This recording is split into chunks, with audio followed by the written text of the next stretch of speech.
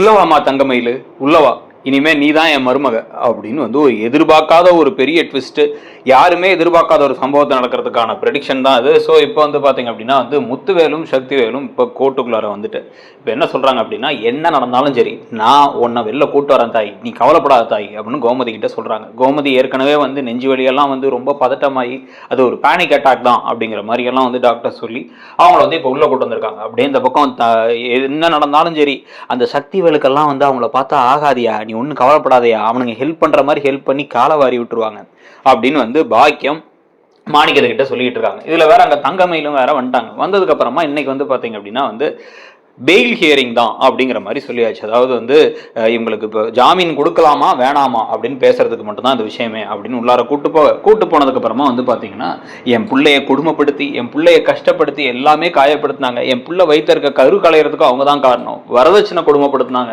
அப்படின்னு மாற்றி மாற்றி வந்து அடுக்கடுக்கா புகார்களை பாக்கியம் பொய் புகாரா அடுக்கிறாங்க. அதெல்லாம் பார்த்து எல்லாரும் கடுப்போட ஷாக்கோட இருக்கும் பொழுதே நாங்கள் எங்கள் மனசெறிஞ்சு எந்த தப்பும் செய்யலை, நாங்கள் நிஜமா நல்லவங்களா தான் இருந்தோம், அந்த பொண்ணை கஷ்டப்படுத்த அந்த பொண்ணு எங்களை ஏமாத்திட்டா, அதனாலதான் அவளை நாங்க வீட்டை விட்டு துரத்த பார்த்தோம் அப்படிங்கிற விஷயத்த வந்து திருப்பி சொல்றாரு பாண்டியன். அப்படி சொன்னதுக்கு அப்புறம் தான் வந்து இப்ப என்ன பண்றது அப்படின்னு சொல்லிட்டு வந்து இப்ப புரியாம வந்து இந்த குடும்பம் பாண்டியன் ஷோஸ் குடும்பம் யோசிச்சுட்டு இருக்க.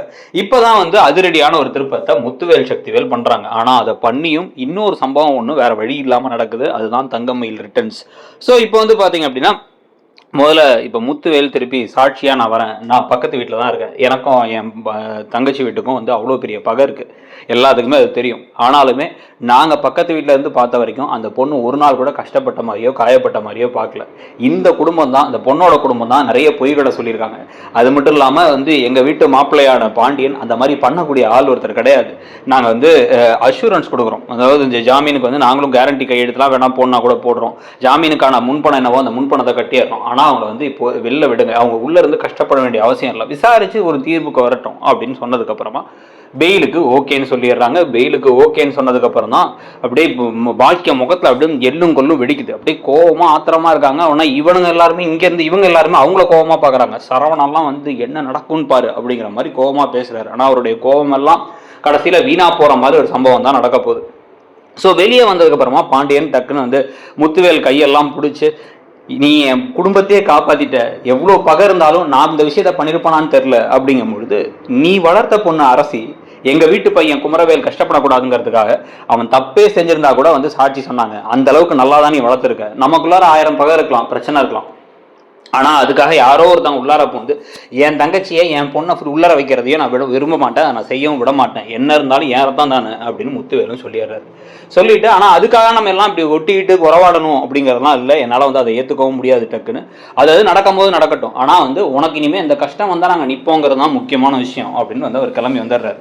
இப்போ பாக்கியமும் மாணிக்கமும் தலையை தொங்க போட்டு வீட்டுக்கு போக தங்கமயில் அப்படியே கதறி கதறி கதறி கதறி அழுதுட்டு இருக்காங்க. என் வாழ்க்கையே போச்சு, அவங்கள சும்மா விட்டுருந்தா கூட ஒருவேளை யாராச்சும் அந்த வீட்டில் எனக்காக சப்போர்ட் பண்ணி பேசியிருப்பாங்க, இருக்கிற எல்லாத்தையும் பகைச்சிக்கிட்டீங்க, ராஜியிலேருந்து ஆரம்பிச்சு மீனா வரைக்கும் ஏதோ எனக்காக கொஞ்சோண்டு பேசக்கூடிய ஆட்களையும் பகைச்சிக்கிட்டீங்க, இப்போ நான் என்ன செய்ய போறேன்னே தெரியல என் வாழ்க்கையில அப்படின்னு வந்து அவங்க புலம்பிக்கிட்டு இருக்க.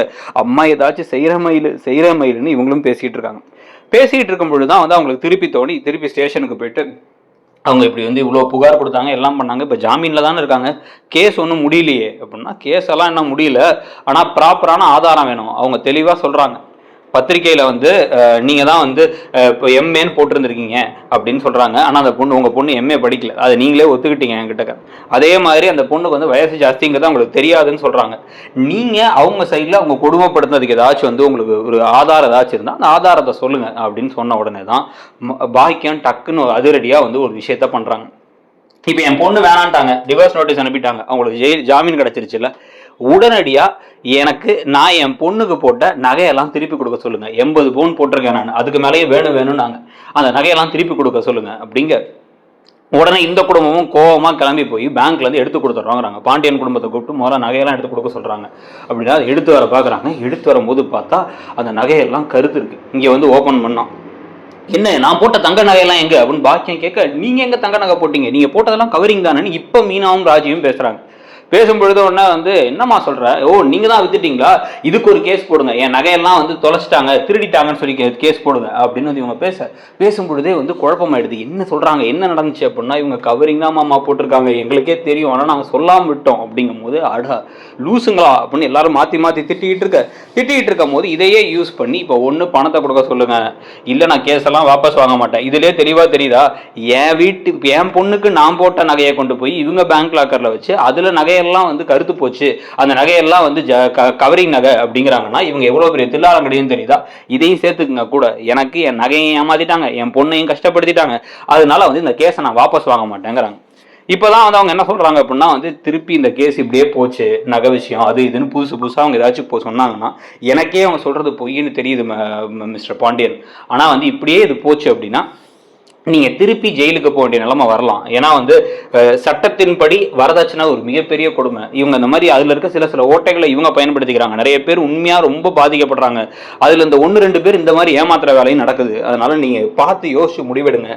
திருப்பி உங்கள் குடும்பம் கஷ்டப்படணுமா, இல்லை இந்த பொண்ணை வேணா நீங்கள் வீட்டில் ஏற்றுக்கிறீங்களா அப்படின்னா, எப்படி மேடம் நாங்கள் ஏற்றுக்க முடியும் அப்படிங்கிறாங்க. உடனே இவங்க தெளிவாக சொல்கிறாங்க, என் நகையை திருடிட்டாங்க, என் பொண்ணை காயப்படுத்திட்டாங்க, இப்போ ஜாமீனில் தானே வெளில வந்திருக்காங்க, மொத்தமாக கேஸ் முடியல, நான் கேஸுக்கு வேலை இன்னும் புகார் மேலே புகார் கொடுக்குறேன், என் பொண்ணை என்னென்ன பண்ணாங்கன்னு சொல்கிறேன், என் பொண்ணுக்கு மன உளைச்சல் ஆயிடுச்சு, என் பொண்ணை திருப்பி இவங்க ஏற்றுப்பாங்கன்னு சொன்னால் மட்டும்தான் நான் அந்த கேஸை வாபஸ் வாங்குவேன், இல்லைனா வாபஸ் வாங்க மாட்டேன், இதை வெளியே வச்சு முடிச்சுக்கலாம் அப்படின்னு நினச்சாங்கன்னா எவ்வளோ கோடி ரூபா பணம் கொடுத்தாலும் நான் ஏற்றுக்க மாட்டேன், எனக்கு என் பொண்ணை அவங்க ஏற்றுக்கணும், அப்போ தான் நான் வந்து இதை வந்து திருப்பி தொடராமல் இருப்பேன் அப்படின்னு சொன்னதுக்கப்புறம் போலீஸ்காரங்களும் கூப்பிட்டு வச்சு பஞ்சாயத்து பண்ணி இப்போ முத்துவேல் சக்திவேலும் வந்ததுக்கப்புறம் இந்த கேஸ் எப்படி பார்த்தாலும் வந்து பல நேரங்களில் பொண்ணுக்கு சாதகமாக தான் வரும். இப்போதைக்கு ஜாமீன் மட்டும்தான் நம்ம பேசினதால கொடுத்துருக்காங்க.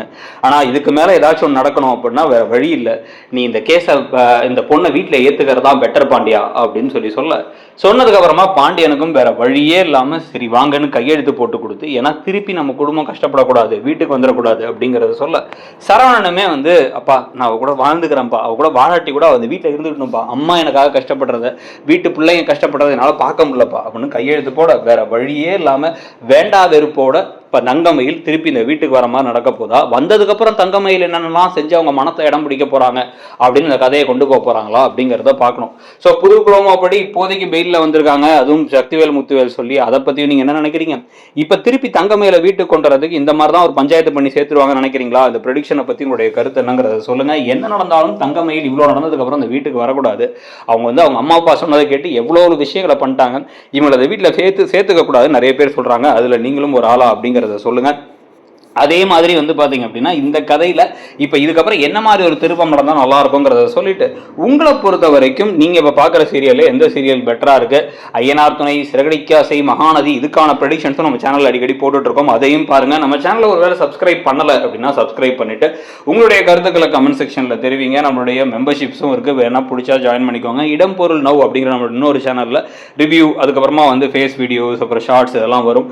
ஸோ அந்த சேனலையும் மறக்காம சப்ஸ்கிரைப் பண்ணிட்டு நம்ம இடம் பொருளுக்கு சப்போர்ட் பண்ணுங்க. தேங்க்யூ.